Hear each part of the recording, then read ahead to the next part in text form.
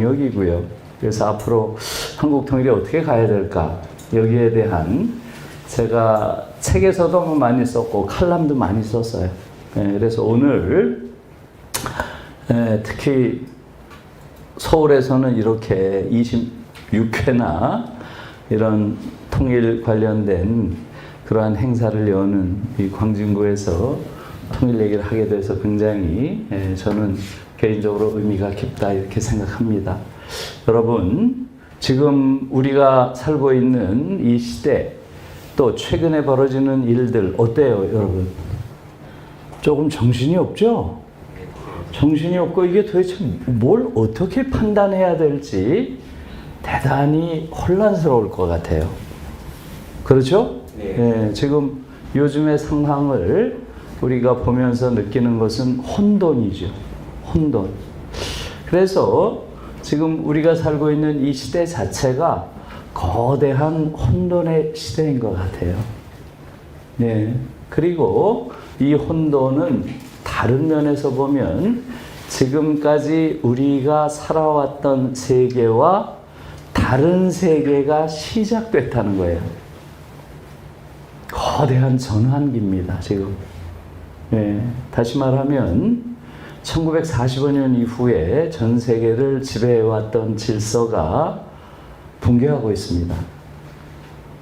이제 새로운 질서가 아직 생기질 않아서요. 그래서 굉장히 혼란스러운 거예요. 큰 맥락에서 보면 지금 우리가 살고 있는 특히 한반도는 그 구조 속에서 가장 갈등이 큰 그런 사회인데요. 1945년 2차 세계대전 이후에 만들어진 그 질서 속에서 지금까지 계속 살고 있는 거예요. 2차 세계대전 이후에 새롭게 생긴 질서는 뭔가요? 예, 미소 냉전 체제죠. 미소 간에 냉전 체제가 있었고요. 예, 이 냉전 체제가 계속돼 오다가 1991년에 소련이 붕괴하고 마침내 해체되죠. 소련 연방이 해체됩니다. 그래서 사실은 냉전이 1991년에 끝난 거예요. 미소냉전 끝난 겁니다. 그런데 한반도에는 지금도 냉전이 남아있어요. 이게 한반도의 특수성이에요.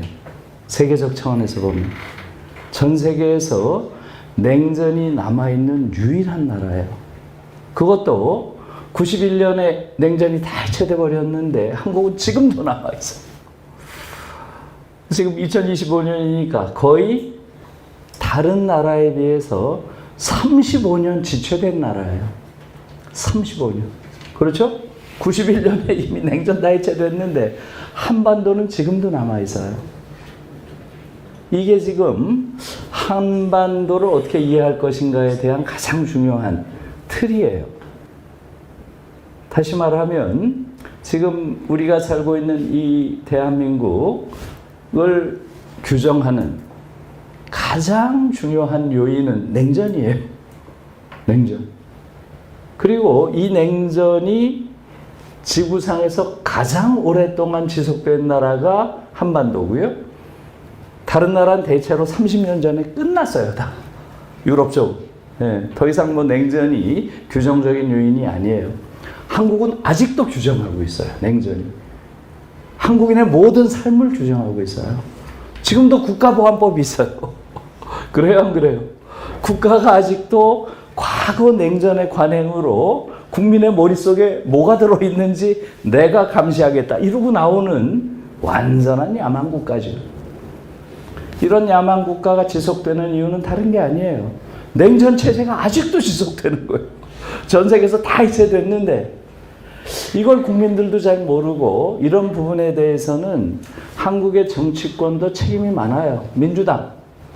이런 정당도 이런 부분을 적극적으로 이야기하면서 냉전 해체에 앞장서야 되는데 오히려 냉전에 기생한 세력과 일종의 적대적 공생관계를 해왔어요.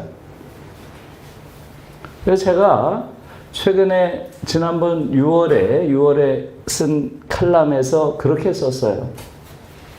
6월 대선이 있었죠. 이번 대선은 탈냉전 평화 세력과 냉전 기생 세력 사이에 벌어지는 최후의 선거가 될 것이다. 그래서요.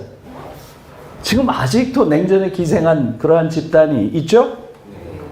그런 완전히 시대착오적인 그러한 집단이 냉전의 용어를 지금도 쓰고 완전히 냉전적 사고 속에 있는 그러한 집단이 아무리 못해도 최악의 결과를 받아도 제1야당이에요.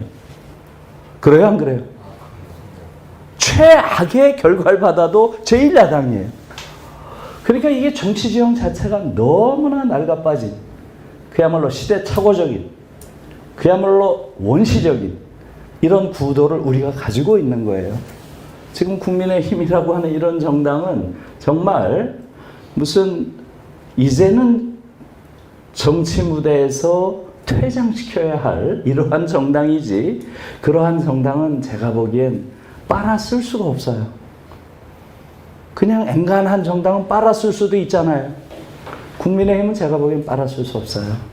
그냥 해체시키는 것 이외에는 다른 방법이 없어요. 왜? 완전히 시대착오적인, 시대를 거꾸로 가는, 시대를 역행하는 이러한 정당이기 때문에 그렇다는 거예요. 그래서 지금 한국 사회는 놀라운 사회예요. 많은 영역에서 한국 사회는 세계적인 기준으로 보면 최첨단을 달리는 그러한 분야가 많아요. 실제로. 그래서 세계적으로도 굉장한 수준의 선진국이 돼 있어요. 그런데 동시에 다른 면에서는 이렇게 거의 보편적인 세계적 발전에 30년 이상 뒤처져 있는 그러한 집단이 여전히 가장 강력한 정치 집단으로 남아있고요. 그것과 손을 잡고 적대적 공생을 하면서 또 한 정당이 지금 집권하고 있는 거예요.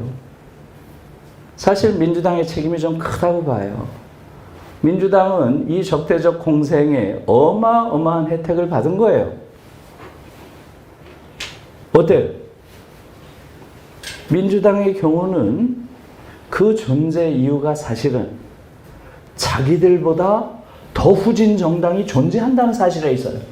그래요, 안 그래요? 자기들보다 더 후진 정당이 있잖아요. 이건 완전히 세계적 흐름으로 보면 35년 이상 뒤처진, 정말 낡아빠진, 시대퇴행적인 그러한 정당이기 때문에 민주당은 조금만 잘해도 굉장히 잘하는 것처럼 보이죠. 그걸 너무나 오랫동안 즐겼어요. 민주당은 사실은 자기와 대결할 만한 그러한 상대를 만난 적이 없어요. 시대착오적인 저런 정당과 계속 대결을 하면서 자기들도 무능해졌어요. 이게 지금 한국 정치의 가장 큰 문제예요. 두 개의 거대 정당이 모든 것을 지배하는데 이 두 개의 거대 정당은 전부 이미 세계적으로 사라진 냉전 구도에 의지해서 지금까지 오고 있어요. 그래서 이 부분을 여러분들이 우선 알 필요가 있어요. 지금 한국인들 대다수가 이런 데 대한 인식이 없어요. 자, 그래서 저는 2025 체제라